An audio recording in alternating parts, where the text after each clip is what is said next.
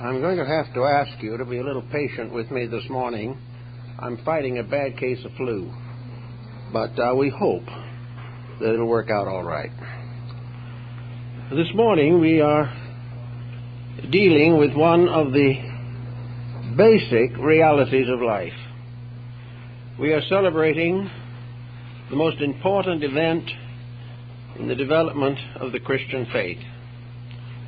We are accepting the resurrection of Jesus Christ as a spiritual reality and as a proof of an omnipotence beyond all mortal control and directive, by which the individual can become closer in his understanding of God, life, love, and his own faith. Actually, as Abraham Lincoln pointed out, the Bible is not only a great inspirational book for most people, it is also the most important book for the government of nations. It is a great document of administrative policy in all parts of the world. Now, this may have been generally overlooked, and it has been ignored for centuries, but the truth of the matter remains that the teachings in the Sermon on the Mount, the teachings at the Last Supper of Jesus, and the various sermons and talks that he gave along the roadway of Galilee, these are without question the most important foundations for an enduring society, individual or collective, personal or international. Today, over 2 billion persons are in one way or another celebrating this day, and probably 500 million more of other faiths but sympathetic to the ideas and message are joining in this ceremony. This ceremony of 2 billion dedicated persons arises from the life and teachings and labors of the man who said, "We are all brothers. Love one another." Now, the Christian faith has done just about everything it can do to promulgate or distribute the realization of it. But neither the faith nor its followers have been able to establish a culture based upon mutual respect, mutual kindness, mutual charity, and mutual love. A great teaching of cooperation is overshadowed by a vast world of competition. The good of the other person is now very secondary to the advancement of our own objectives. The human being is no longer his brother's friend. He is no longer supporting those around him in principles and integrities. He is placing profits above principles. And in so doing, and by this simple act, he has broken the law of God, Christ, and man.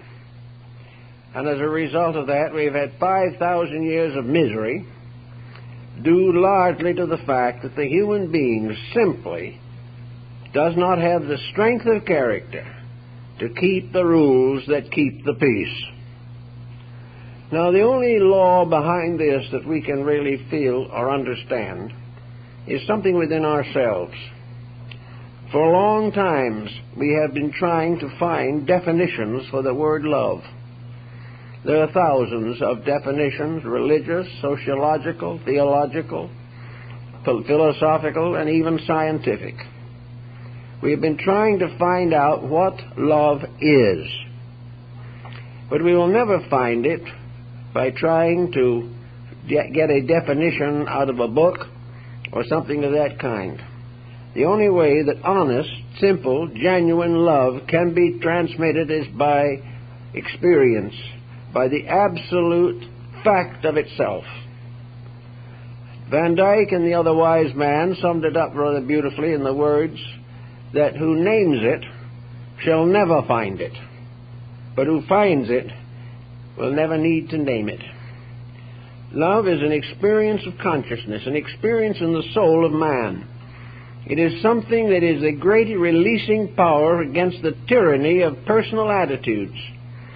It is placing something bigger than yourself in the foreground of your life. It is dedicating to your acts to projects, to purposes, to convictions that are of common good to all mankind. Love, therefore, suffereth long and is kind.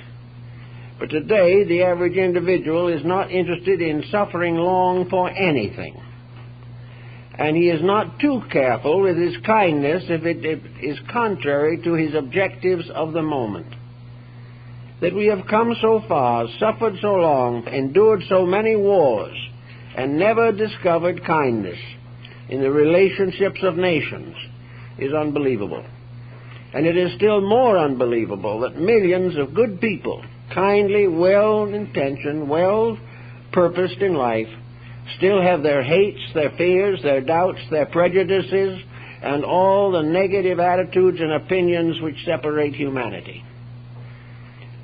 Therefore, it seems that this morning, when we celebrate the resurrection of the Prince of Peace, that there is something that we should all think about rather carefully, and that is to find out whether in our own lives we are able to actually practice a few of the simple admonitions which we have received from Christ. Are we able to be kind to each other? Are we able to forgive our enemies? Are we able to do good to those who despitefully use us? Are we willing to continue quietly in a meek way of life? Are we interested in the simple humilities of virtue? Do we want a happiness that arises from making others happy, rather than sacrificing them to our happiness? Do we want a happy home? Are we willing to support it by character, by integrities? Are we willing to keep the rules by means of which we can keep the world in order? Now, the idea of love is not a new one, but on through the ages it has passed through innumerable definitions, and it has been mixed up with a great many other emotions and attitudes. Love is not just a single thing. It is not something that is born full-blown from the unknown and the invisible. Love is the gradual maturing of a whole circle and cycle of attitudes. Love is the individual gradually growing up. True love is impossible to the immature. The individual who has no self-discipline, has no consecrations greater than his own interests, can never truly love anything. And if he tries to love something, he will end up only loving himself, which is the most dangerous of all pursuits. So to have a true understanding of love, the individual must grow. He must not only outgrow selfishness and self-will, but he must also go above and beyond what might be termed the pressures of society upon his life. He has to be an individual. He has to live his principles whether others do or not. Nations must do the same. The individual cannot love until he has achieved a kind of psychic or emotional maturity. Love is a mature emotion. It is not the mysterious bubbling of adolescence. It is a deep, lasting, enduring dedication. Love is not merely staying with it till it hurts and then walking out on it. Love is not merely getting into various emotional situations for profit, for gain, for social standing. There can be no selfishness and no self-centeredness in true affection. Also, love cannot be bought, bartered, or sold. Love can never be tempted into existence by luxuries, by social advantages. It remains as it has always been, basically, the purest of all human emotions. And if it becomes adulterated or becomes defiled, it is one of the most terrible adversities with which we must struggle in our course of existence. An example of this point, I think, I probably have told you before, but maybe long ago. I knew a young man who grew up in a small family, and he had a sister. And when this sister was about 15 years old, she was stricken with polio. And from that time, she never walked again. This young man made himself, so to say, her constant attendant. He protected her in every way possible, sacrificed every sport and pleasure that would normally have been his, because of his great admiration and devotion for his sister, whom he deeply loved. After about 15 years of this relationship, the sister died, and the young man was left to start out on an individual life of his own. What did he do? He married a very wonderful girl who had been paralyzed at birth, and spent the rest of his life taking care of her. He wanted something to serve. He did not want people to serve him. He did not necessarily want to be loved, but he wanted to love with everything that he had. He wanted to dedicate his life to making somebody happy. And no education he could have secured elsewhere, no degree in science, philosophy, or religion could have given him the wealth of life and the tremendous internal growth that the simple devotion to the need of others resulted in him possessing. And finally, the wife also passed on after about 30 years. And someone said to him, "John, I don't know how you did it. You had to get her up and down every day. You had to carry her. You had to come home from your work every noon and cook her lunch.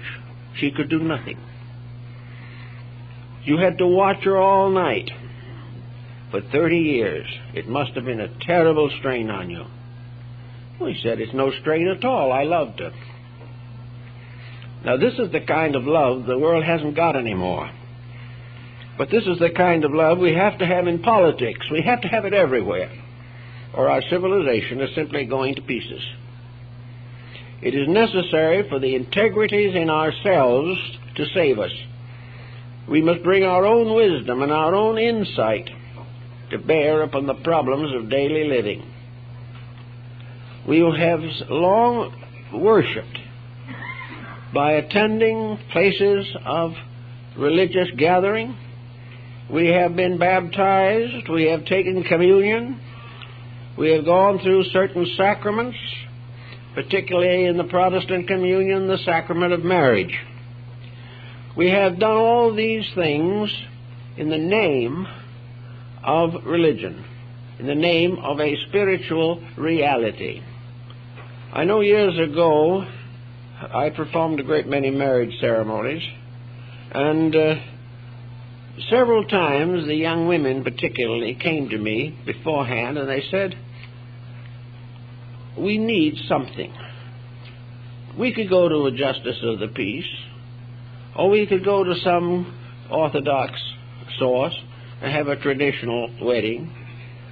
But to make a marriage a success, we have to remember something. We have to have felt within ourselves a dedication, a responsibility. We needed the will of God to move us down through the years, or we could not make it. We had to have something beautiful to think about when the going got rough." And so nearly always, those who were really anxious in having a true marriage wanted some type of religious experience in connection with it. They wanted the blessing of heaven upon themselves and their futures. They wanted the blessing of heaven upon their children when they came. And they wanted to grow old and quiet together under a blessed attachment which had been strengthened by a moral dedication. So in these days, we can go back to the Varo Akhenaten, 1100 years before the beginning of the Christian era, and we can see this frail, sickly man who died of a broken heart. We can see him attempting to convey to Egypt the idea that humanity is a family, that everything about mankind is part of a family pattern in which all the members of the family are mutually desirous of contributing to the happiness of each other. While the pharaohs of Egypt had their stone statues along the banks of the Nile or on the arches of their great gateways, Akhenaton told them that when they pictured him, he was to be pictured with his arm around his wife, and also his children must be playing at his feet. Because, he said, I am the ruler of a people, but my people is a family. And my love for my people is simply the extension of the natural fact that love binds all things together in something stronger than any physical ties that can be made. His love destroyed him. His enemies could not understand it. And yet he remains to this day as probably the first enlightened individual recorded in history. Also, when he was holding audience at court, and the time came for his wife to speak up or to be involved in the discussions, which they usually were in Egypt, he would always refer to her, he would say to the people, "This is Nefertiti, my other self." And all through life, this peculiar tenderness marked a truly great person whom the world now begins to recognize. On the other end of the long line is Mohandas Gandhi, who has always been a kind of prophet in our thinking. On one occasion, Gandhi said, "This world will never know peace until all peoples are bound together with nothing stronger than the single silken thread of love. Love alone can do it." And today we honor one who we love and we believe we want to serve. But if we really want to serve, we do it not primarily by going to church, or primarily by the daily Bible reading, or by any of these things, or by having sacred pictures on the walls of our houses. The real service, the real message comes in mutual contact, one with the other. We have to outgrow something. Between our love principle in our souls and its expression in life is a strange personality equation, full of self-centeredness, full of false ambitions, full of prejudices and tyrannies and intemperances and intolerances. This personality, which we like to cater to forever, is not only a personality that brings tragedy to ourselves, but the compound of this personality has resulted in over 8,000 wars in the course of history. That is rather too many. And many of these wars have been fought to defend peace, but they never succeeded. We have fought also about religion and about the very brotherhood which we need so desperately. And yet, after it's all said and done, and we look around ourselves and we say, well, what can we do about it? It's truly a terrible situation. And if it continues as it is, it'll be a fatal situation. Fatal in the sense, not that the world will be destroyed or that humanity will be destroyed, but that thousands of years of consecrated effort will come to nothing if we do not take on the responsibility of mature relationships with each other. It is no longer possible to think of love merely as a physical attraction. And in spite of the literature to the contrary, in spite of the fact practically all our entertainment is based upon a frothy type of human relationships, none of this is going to do very much to protect us in time of trouble. The thing that protects us is the long-wearing virtue of integrities. Now, in order to love, you have to have the strength to do it. And strength is something that is also being generally sacrificed. We are not being strong these days. We're leaning on every support that society can produce. We can't make our own living, we can't find our own jobs, and we haven't sense enough to save a few dollars when we need them. We have no self-discipline, and therefore we are dependent upon a continuing expansion of social privileges, and the more we get for nothing, the less we're going to earn. We are not interested in taking hold of our lives, or our nations, or our world, and putting it back on its feet. And no matter how much we pay for legislators to do it, they will not do it unless they have a greater insight than ourselves. And for the most part, this is not true. So, we have to get to work and do some of these things. Sort out the things in yourself that you have mistaken as sources of comfort, pleasure, or security to you. Find out why there is a certain strange fascination in hurting other people. Try to find out why sarcasm is a comforting type of emotion, when we should be weeding it out with every moment of our effort.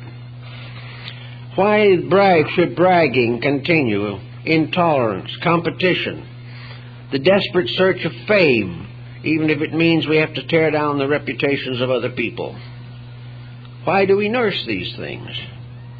And if we do nurse them, how can we call ourselves Christians? Christianity is not a conversion to a faith and then keep on living as you did before. And to most people, a conversion by modern methods usually lasts about 1 year. I spent an afternoon with a group of elderly clergymen who had been in the missionary field long ago, and I asked one of them, I said, how do these conversions work out? See, one of them said he'd saved about 500, another one said he'd saved about 5,000. It was quite competitive, by the way, for a Christian gathering. And he said, well, I'll tell you, we used to want to go around the country, you see, and have these tent meetings and baptisms, and they came down the Sawdust Trail. I said, well, how long did it last? Well, he said, about a year. We got them converted, but if we didn't come back within a year and do it over again, they were bad backsliders after a short time. And this is the problem. Under the hysteria of the moment, under a great emotional appeal, under a very brilliant orator, the individual may be moved to some kind of a temporary improvement.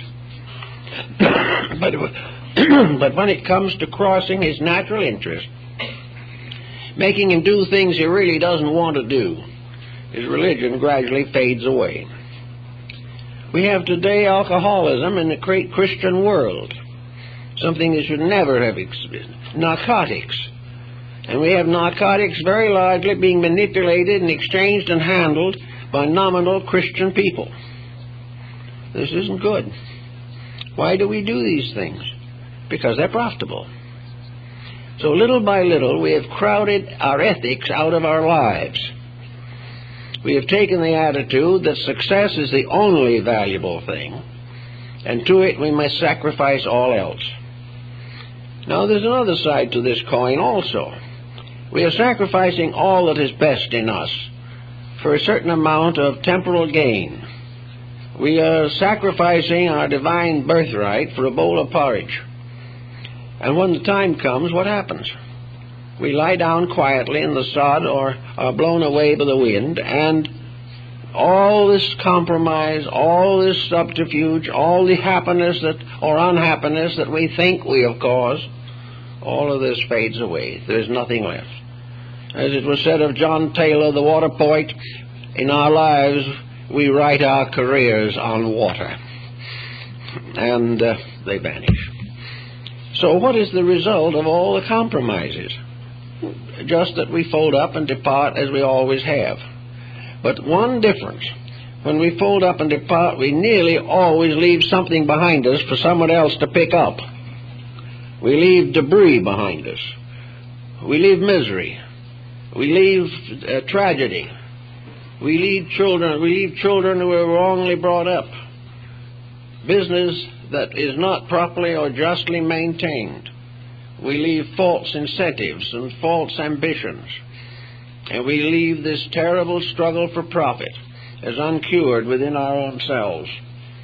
So the world gets a little worse after we go because we lived, when in reality, when each of us passes on, the world should have something good to remember us for. So we're going to have to recognize that all the compromising that we do in order to accomplish our own personal desires, all these things, all this compromise leads to nothing. It never has succeeded, never can. For all this great struggle of competitive materialism ends at the grave. And we take with us out of this life only what we brought in ourselves. So with this, it shouldn't be so difficult for the individual to say to himself, let's make this daily life a little happier for everyone. Let's try to do it right for a change. Let's take the individuals whom we have ignored for one social reason or another and see if we can't patch up these differences. Let's get rid of 3- and 4-generation family grudges. And most of all, let us make sure we don't start new ones. Let us forgive all that we can of those who have injured us. If Christ says to us, forgive each other, this is the highest doctrine in the world. But it's pretty hard for the average individual to forgive an unpleasant relative or an unwieldy politician. Actually, the first impulse is to revenge. And it is revenge that has ruled the world for thousands of years and caused the wars, crimes, delinquencies, and miseries of the ages. Looking back over history, it is amazing how much beauty has been destroyed by selfishness, how much ambition is torn down, and how little it is gained. The tyrant who gathered a great fortune or became a ruler over men vanished away, for as one philosopher rather wisely observed, no individual has ever been able to kill his own successor. That is something we can't do. We struggle for a while, try to do what we want to do, and then we go. And it would be a very good idea to try to make this going a little bit better for everything involved. How would it do to try for a moment to simply look for the right in the terms of the integrities that we can recognize? We have from the New Testament a great many wonderful thoughts. We have the great belief or realization of the inevitable friendship of mankind. The New Testament emphasizes friendship above brotherhood, strangely enough, because brothers can have a heck of a time. They can be at each other's throats all their lives and never speak to each other after they're 10 years old. But friends, it's a little different. We may be unhappy if a false friend comes along, but friendship as a whole has more endurance and more possibility of development, and gives us the privilege to pick those that we wish to have close to us, rather than to depend upon alliances of blood alone. So friendship is very important. But in order to have a friend, you have to be a friend. And the having a friend is delightful, being a friend is a nuisance. And this type of thing is part of an immaturity that has been trained into us.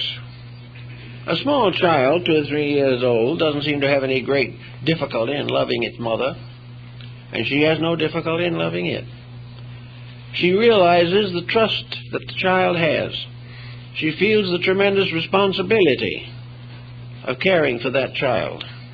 But as she gets older and the child gets older and the things change and break away, most of this noble nearness is lost. And each goes off into a way of their own, in a world in which love is not a dominant factor. Real love, apart from physical relationships, which are very impermanent, real love is rare. And it's not easy for a child to find an example or examples of individuals or societies or nations that really have sincere regards for each other.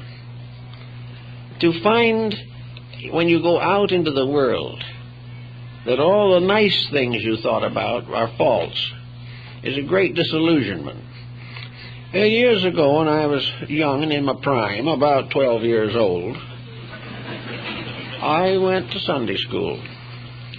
It was a more or less of a harrowing experience, I'll admit. But it had its advantages. And one of the observations or occurrences was that we followed the journeys of St. Paul with red tacks on a blackboard. And we found all the places where he was shipwrecked or where anything happened to him. And we learned how he was treated here and treated there. And we found out how he preached in Athens in the Acropolis, and also how he was shipwrecked on the island of Malta. All those things were part of a fascinating discussion that was very interesting. So I listened then with more interest to the 1st and 2nd Corinthians and found out some of the things that he had to say about life. How he definitely recommended that everybody forgive their enemies, how love suffereth long and is kind, and how it is most important, and how faith, hope, and love are very vital, and the greatest of them is love. All this was very inspiring, because we were having a little family difficulties at that time, so I thought I'd go home and take the glad tidings that the relatives who have been combating each other for about 100 years would have an opportunity to understand the full implication of St. Paul's message. After I got home, I learned that they had taken on the full implication of my insubordination. And from that time on, we went on speaking terms for a long time. And the golden rule and things of that kind had no effect on the feuding relatives. They didn't care anything about what St. Paul said or what St. John said. And his question if they'd said believed anything if God had spoken in person, because they had unfinished business. There were still a few unpleasant things they could do while they were still in this world. Now, this is unfortunately too common. It may not be quite as outstanding as some of my examples, but the same principle follows. How many people who say, especially in mysticism and in the higher esoteric phases of religion, can they say that they have no prejudices? How many people can listen to a news report without castigating someone whom they know nothing about? How many people are able to daily live in harmony and in charity and accept the shortcomings of each other with a good grace? How many people, if they receive an unpleasant statement, can accept it without returning it? All these little daily things, the aggravations of life, are completely contrary to what we might call a good Christian existence. Now people will say they can't do it because they can't afford to. They cannot be right because they cannot afford to. But for the most part, the virtues that we need to cultivate for our own security do not in any way interfere with the normal relationships of life. They do not say that we cannot have friends or that we cannot pick them. They do not say that we must become paupers and go out with a begging bowl. What they tell us is that we must live according to the Christian idea. That we must live with love in our hearts, kindness in our manner and demean. That we must do things gently and lovingly, and try in every way possible to return good for evil. If we can do this, many of our problems will solve themselves. Otherwise they won't. And also in the world they will not solve themselves unless we solve them. So we have now, on this Easter Sunday, a time of reflection, to settle down and think about things, to decide, if possible, a new birth of the Spirit in us, that the love in our own hearts will also rise from the darkness of doubt and futility, and that we will each of us, in one way or another, and as much as possible, proceed to build a career upon the Sermon on the Mount, that we shall definitely do these things which are now considered to be more or less ridiculous. If a man takes our coat, this Bible says we should give him our cloak also. This is not fashionable anymore as a doctrine.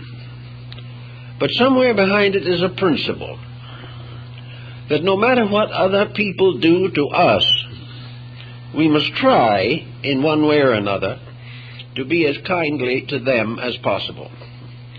If they come in need, even though we have not spoken to them for 10 years, if we learn they are sick or desolate or deprived, we should go to them, regardless of whether we like them or not, because it is a duty from heaven that we shall help one another. And this helpfulness is not limited to the people we like. It is limited only by our own ability to grow. And I've known several cases where an individual stepping in an emergency in a family which had forgotten him, won back the whole family. And they became friendly on a basis of integrity that had never been known before. As long as we have these little problems, let's try to think as St. Francis de Assisi thought. He was probably one of the greatest of the Christian mystics. And mysticism is based entirely upon the concept of man's internal experience of the love of God.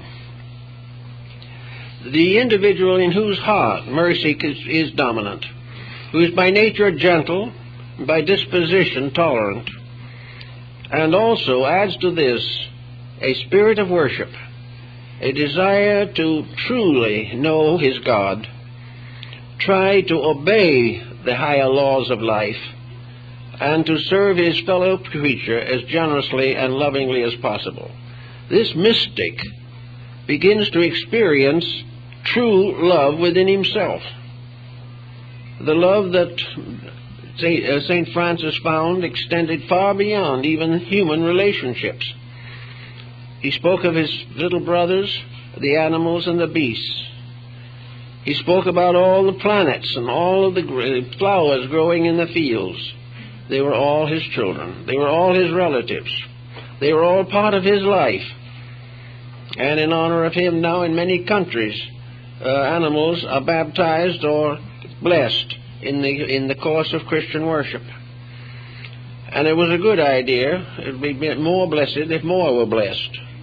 Because actually, most of the things that we do badly, whether we know it or not, are hurting us.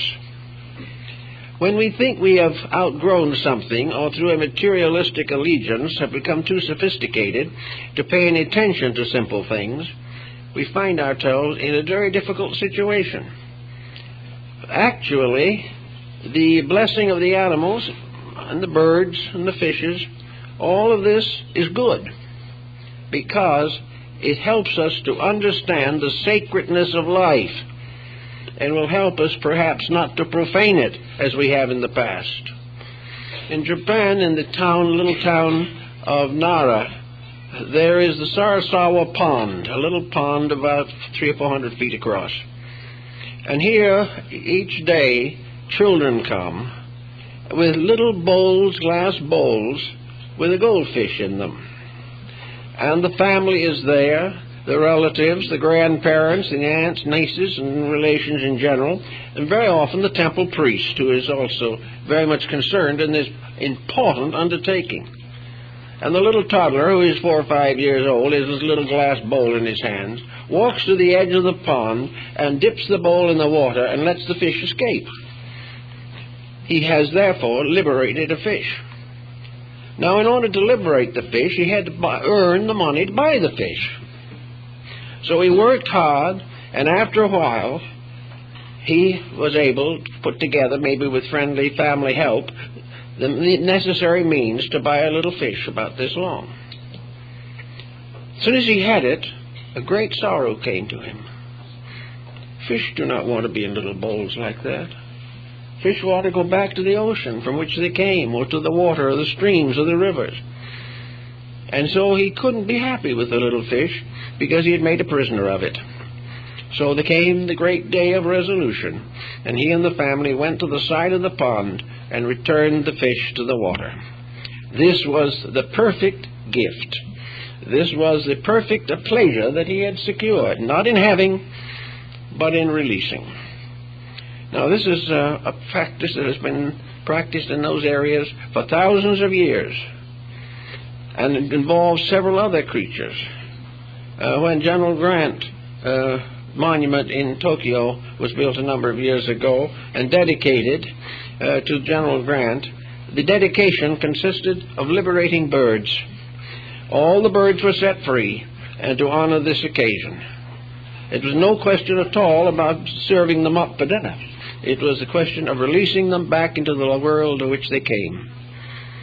When the first American Consul General came to Japan, he demanded beef. At that time, the Japanese were vegetarian people. So it was a consternation. And, of course, everyone who had a cow or anything of that kind hid it immediately or sent it up into the mountains where it couldn't be found. But finally they got a renegade of some kind, backslider from their own beliefs, who sold them a cow.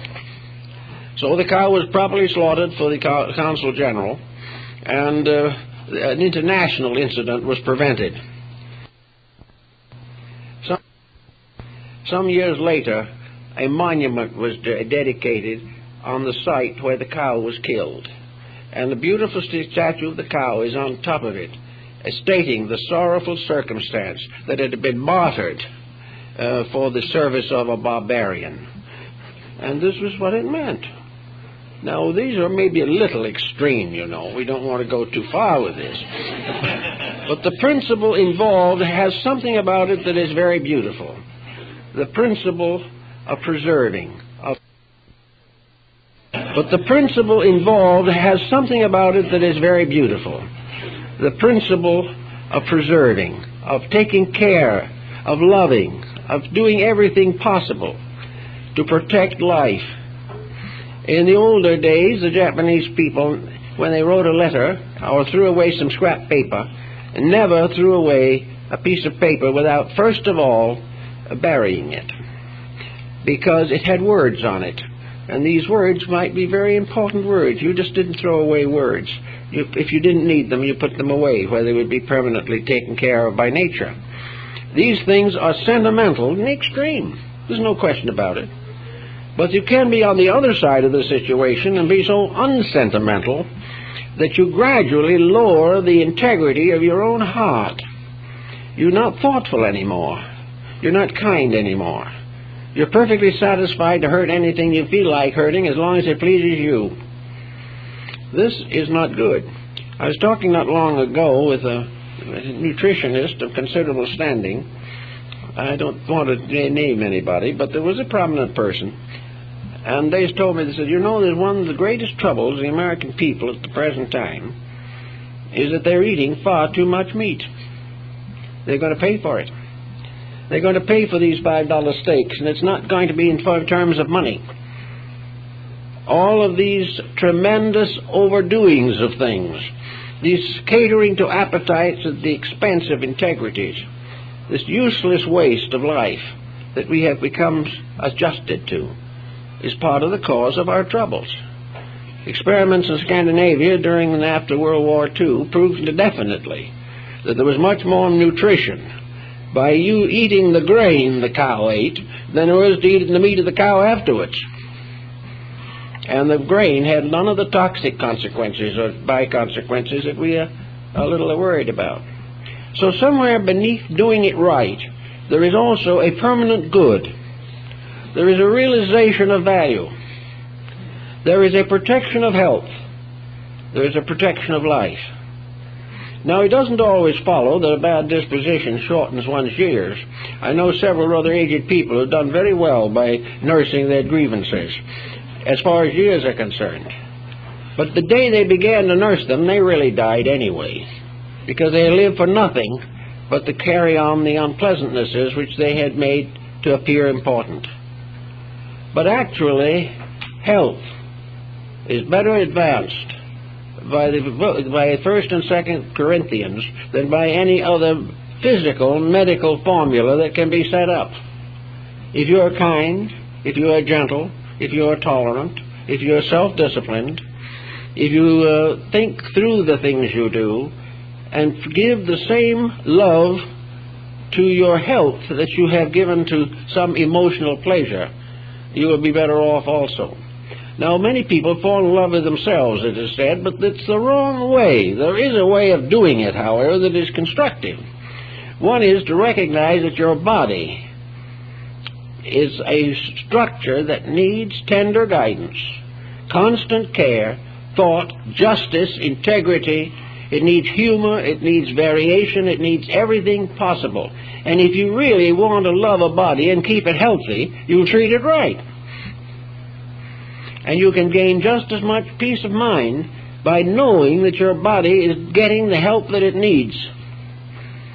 It's part of also the idea to live lovingly in all things, and in all things not too much, was the Platonic and Socratic statement. Now today we are looking all over the world for the answers to something. We know we're not getting there as we should, and we don't know what to do about it. I think that instead of trying to find out who is the noblest among them, leaders in all forms and walks of life should realize that whether it is in one sacred book or another sacred book, it is in all of them. Namely, that love is the answer to the solution of everything that arises from discord. If the individual can transcend self-interest, selfishness, if he will mature his own inner life, there won't be any more holy wars, which is one of the most ghastly contradictions that there is in life. There will be no longer these terrible feuds. We will not have crime rampant as it is now.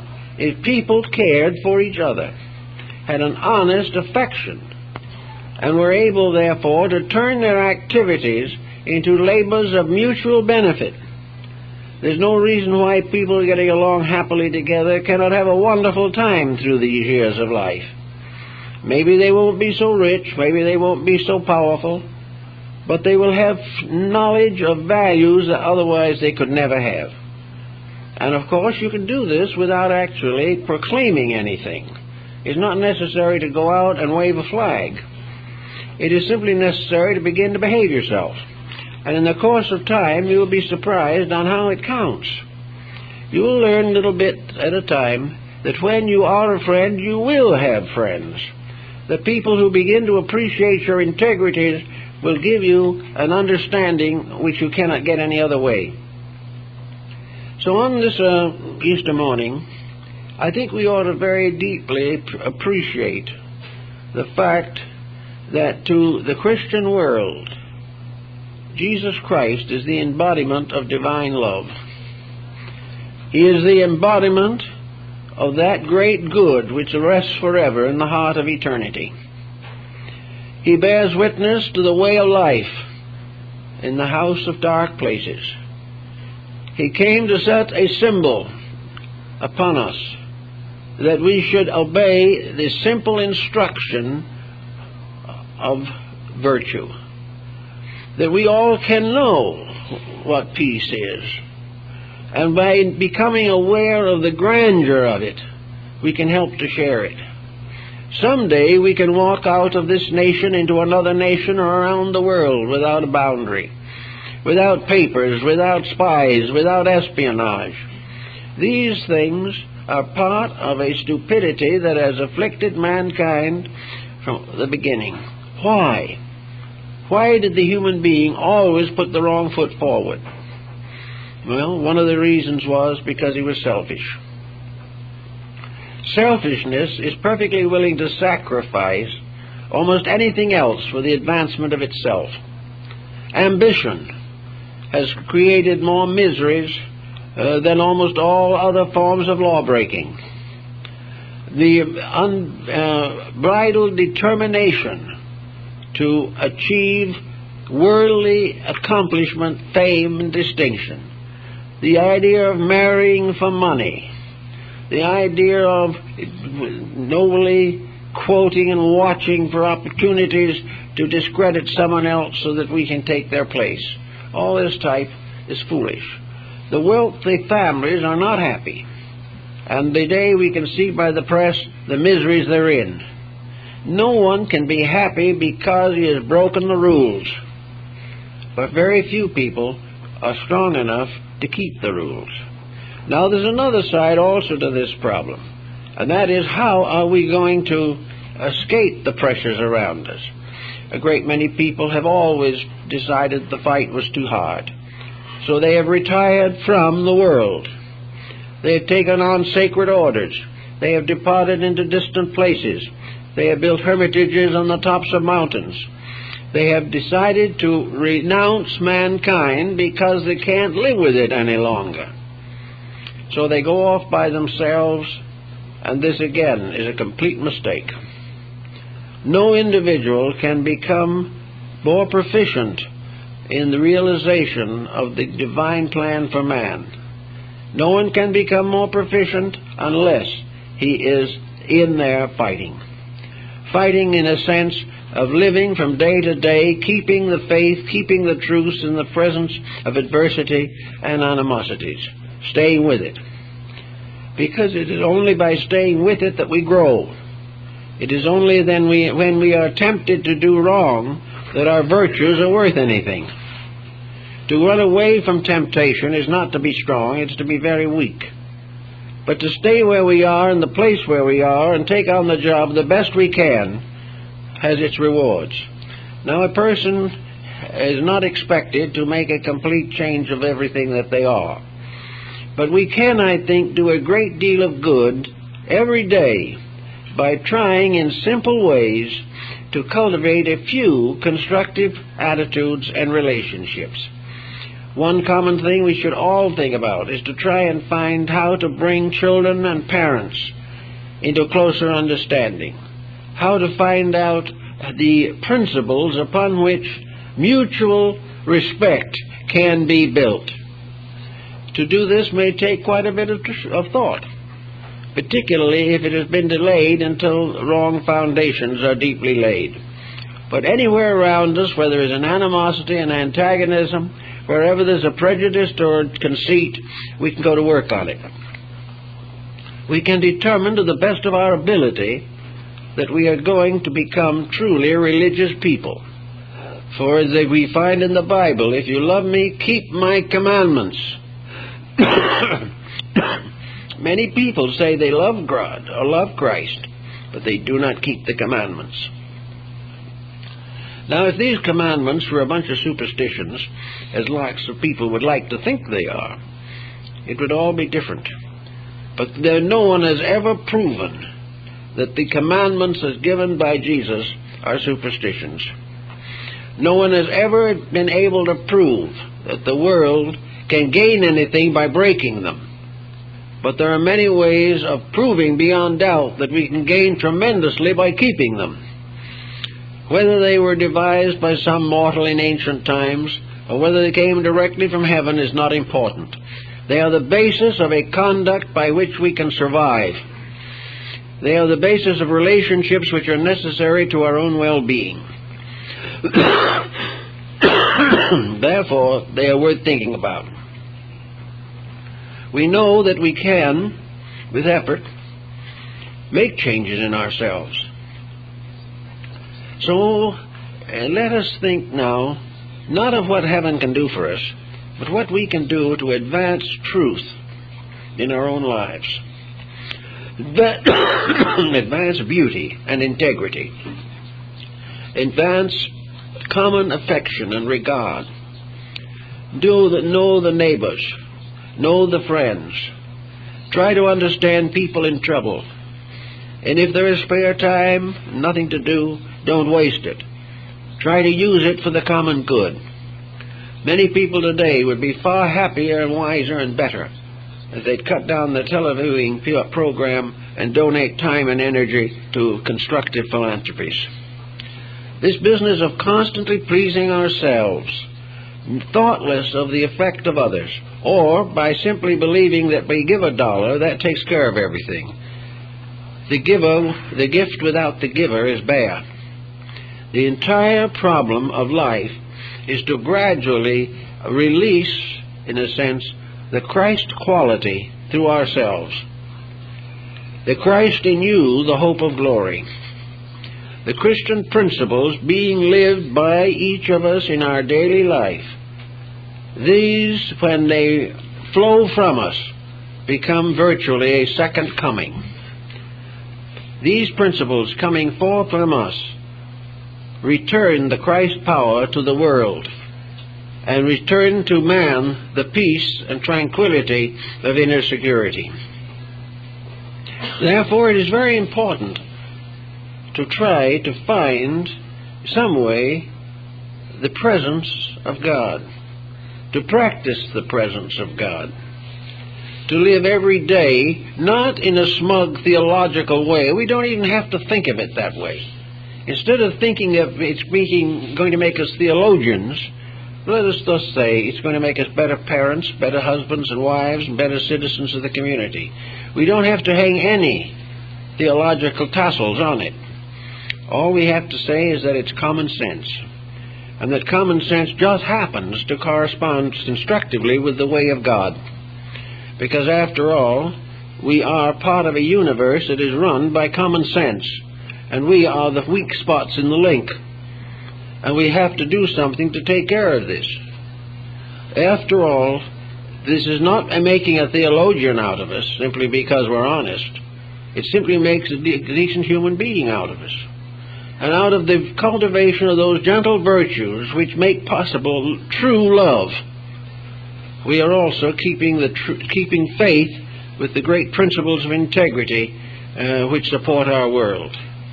It is very important, therefore, that we do find out a little more about love. The Neoplatonists of Alexandria also developed a code or a creed of how to understand love.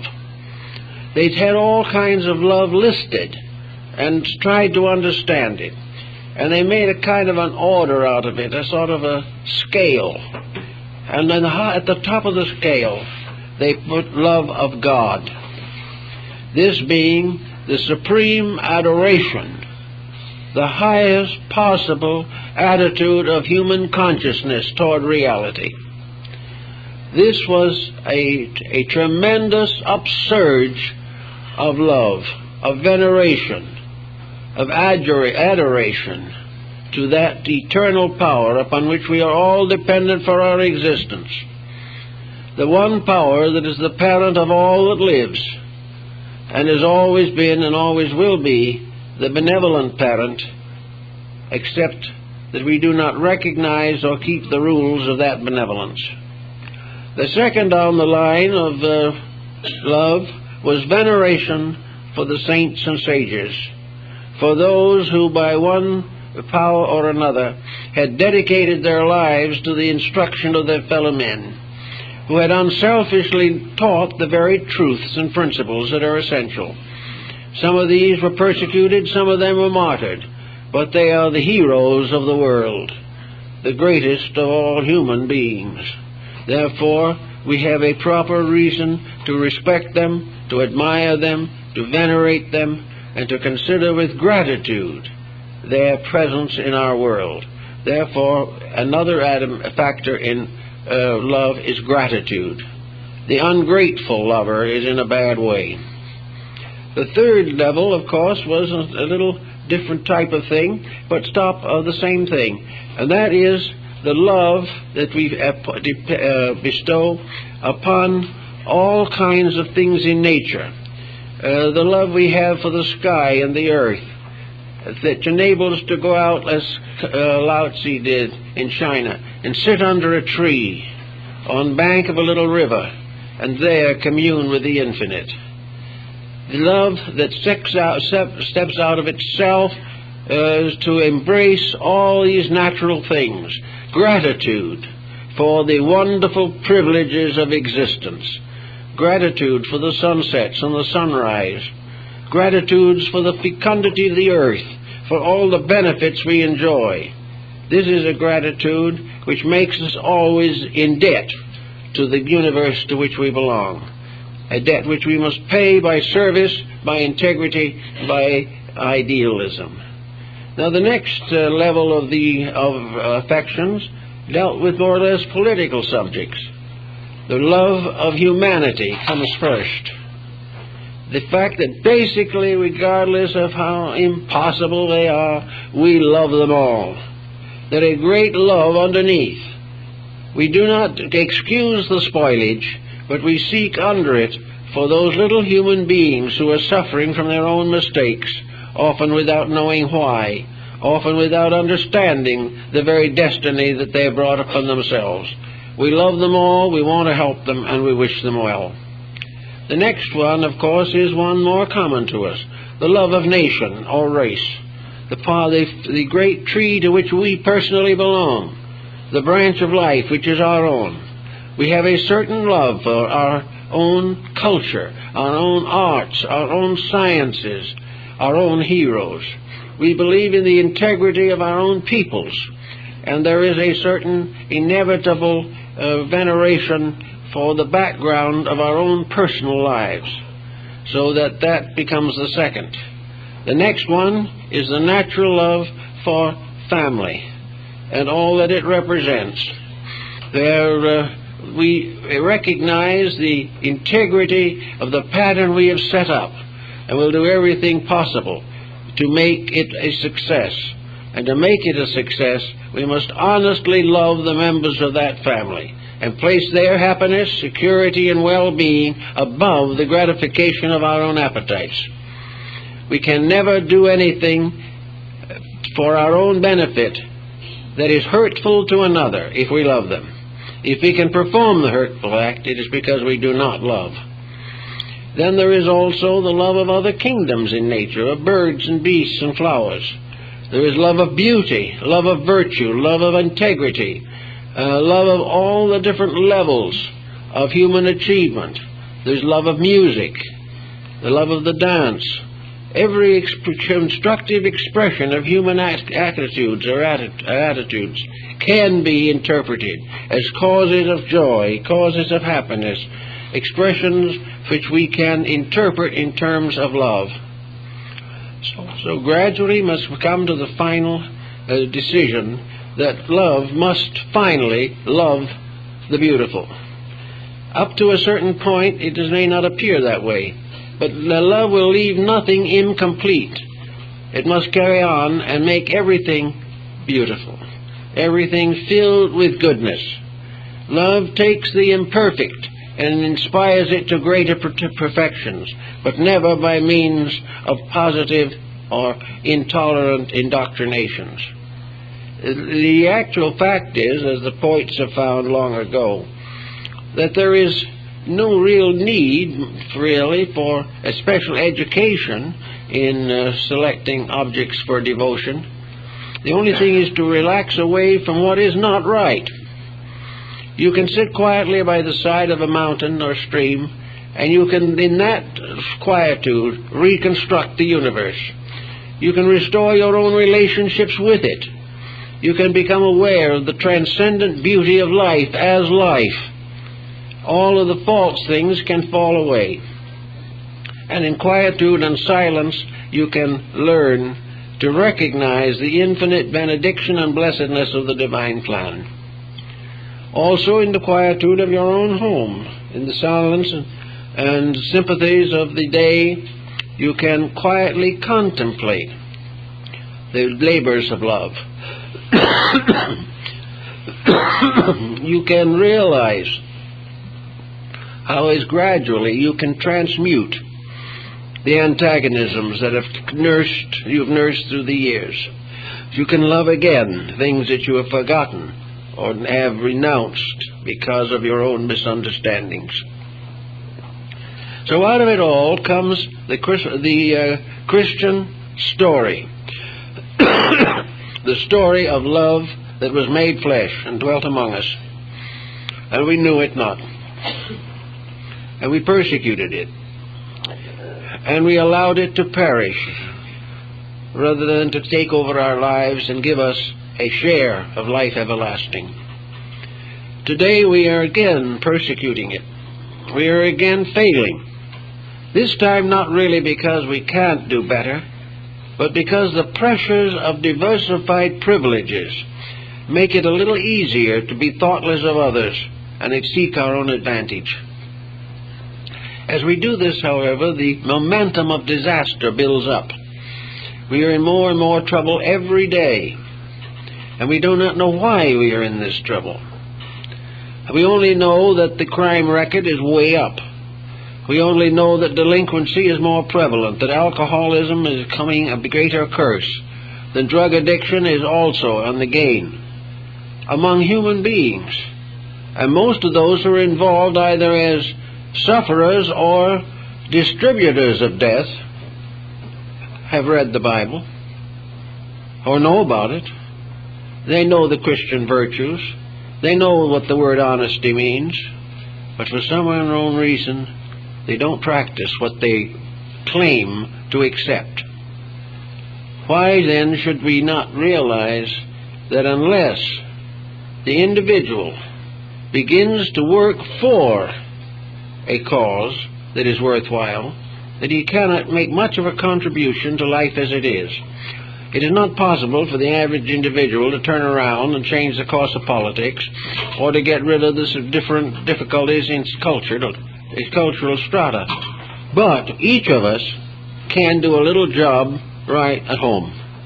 Each of us can finally decide that we will have peace in our intimate circles of acquaintances, that we will live together in peace, not because it is a great effort, not because we're going to frustrate our every instinct and become hopeless neurotics because we try to be peaceful, but because peace is the natural state of the human soul.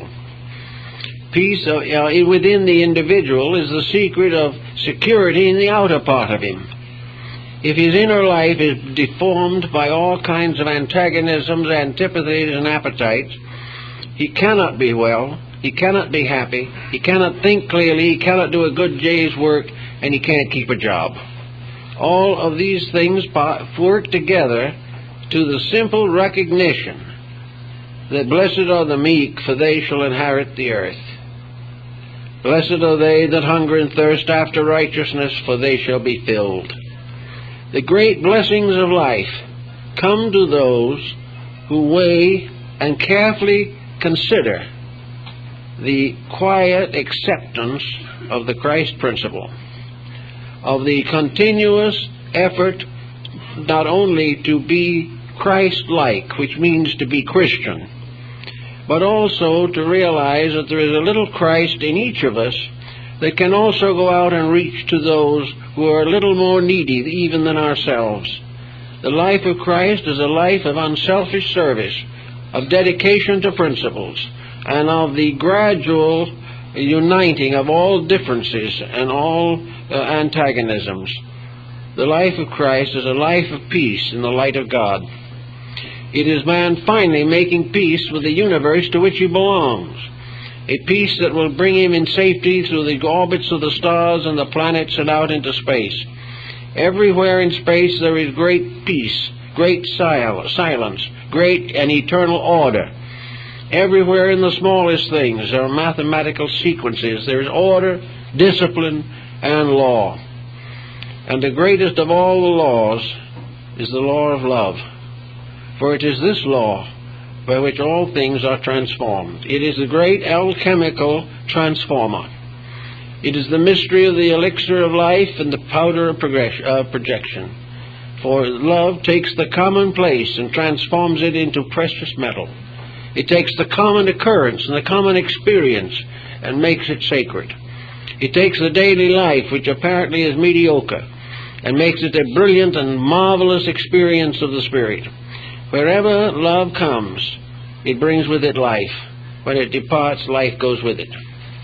So in these difficult times, love must be interpreted, not in terms of personal satisfaction or emotional success, not in terms of passion, not in terms of anger, not in terms of lust, but in terms of unselfish dedication to the good of others. Any other form of love is in vain. But if this first dedication is given, then all other forms of affection are ennobled, made more beautiful, made greater, and more necessary to our daily lives. It is up to each individual, therefore, to try to do something to make himself stronger and wiser and better. So I think the transmuting power, the wonderful transmutation of love, is something that we should all really think about. The alchemists were supposed to be in search of the elixir of life, and it is probably true that a true love, bringing with it discipline and proper ordering of life, can extend years tremendously. Another thing, an individual can live longer if he is not thinking about himself. If he is at a job that is important to him, he will live till it is finished. Everything points to the dedication away from self, away from personal satisfactions, and certainly away from catering to the weaknesses of human nature. It will not be possible to correct all these weaknesses at once, or maybe for a long time, but we can start a little. We can plant the seed of piety, the mustard seed of the scriptural parable. And by planting this mustard seed, it shall grow into a great tree. And the individual who plants within himself the seed of devotion, who really allows love to become part of his life, if he allows this power that is forever knocking at the door to come in, and he finds in his own heart a little germ of love, a little seed of a greater and more beautiful relationship with life, he can build it until it becomes a magnificent part of his complete personality. Also, there is every reason to assume, from what we know, that he can take this with him, that when he goes into the other life beyond, the love that he has here will continue to lead and guide him. For the person who loves God, loves nature, loves his fellow man, loves his world, and respects himself, there is very little problem of purgatory or any other unpleasant post-worldly condition. If the person has lived a comparatively constructive life and has done the best he could to make his life useful rather than so-called successful in terms of wealth, if he is living the principles, he can face the future with just as much peace of heart and soul. For the love that he has used in this world will go to with him, and as Walt Whitman tells us in one of his poems, that actually love loves death, and by so doing it has a victory over it forever. That death itself can be loved because of the tremendous opportunities it confers, but most people only fear it. So everywhere the virtue is important. Your Indian mystics and sages also were very much indebted to the love principle for their wisdom. They used it largely in their meditative and contemplative exercises. One of the things that they did was to try to create the transcendent being within themselves. Knowing what they are and what they do in daily life, they chose to meditate upon the fact that within themselves is another being, a being which they can visualize, that they can create by visualization, that they can actually put together by their own thoughts and their own dedications. They can visualize inwardly a beautiful transcendent being which is themselves. That this transcendent being is godlike in all its parts, because it is God. That this transcendent being lives only to do good, to achieve all that is possible for the good of mankind. And that the message of this transcendent being is, don't think about yourself. Don't try to be good. Don't try to be wise. Rather, try to love and to serve and to be grateful. And gradually the transcendent being takes over, and the individual finds that this soul power within himself, which is now locked within him, can become the ruler of his life. And when soul takes victory over matter, that you have the beginning of immortality. All the good works of man have to be blessed by the simple fact that man has kept faith, that he has kept the principles of religion, that he has used them in daily construction of worldly problems the daily interpretation of the commonplace, but in so doing has continued to build within himself the overself, that is mysterious and wonderful power, which is the power of soul over body. This type of realization is really the height of Christianity. It was the attitude of the early Christian mystics. And there were mystics and mystery schools and systems in Christianity that are very little understood. But in all of them, all Christianity in its beginnings was consummated by the personal experience of Christ. The believer had to achieve that calmness, that quietude, that peace, that true spirit of reverence, that wonderful acceptance of the divine will. And that became the basis of the mystical experience. And the mystical experience was the only definition of love that we have ever been able to formulate that had much meaning. It was the mere fact that the individual suddenly felt himself picked up into a marvelous union in which he became again like the small babe who was perfectly happy, perfectly confident, at peace, and completely strong, held in the arms of its mother. That there was no arbitrary motives, no ulterior thoughts. The little child reached out its hands in pure and simple love, and with a strange feeling, intuitive, that this love would be returned. And this is what mysticism really was. It was the child heart in man reaching out to the eternal parent with complete certainty that that parent can never fail. This is the type of thing that we call childlike, but it is probably far more mature than anything we know. And at this time, we all need to find some source of good. And the source of good can be a dedication. It can be a determination to come a little nearer to the mystery of love by weeding out, one by one, attitudes that are not loving, attitudes that are not kind, attitudes that are not beautiful. If we can do these things, we not only fulfill our destiny, but we are Christians.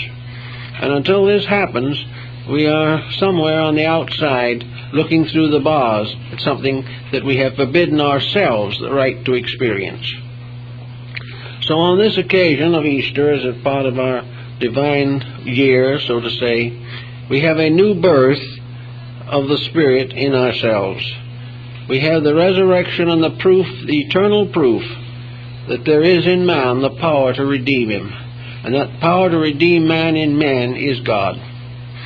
And that this power is in all of us.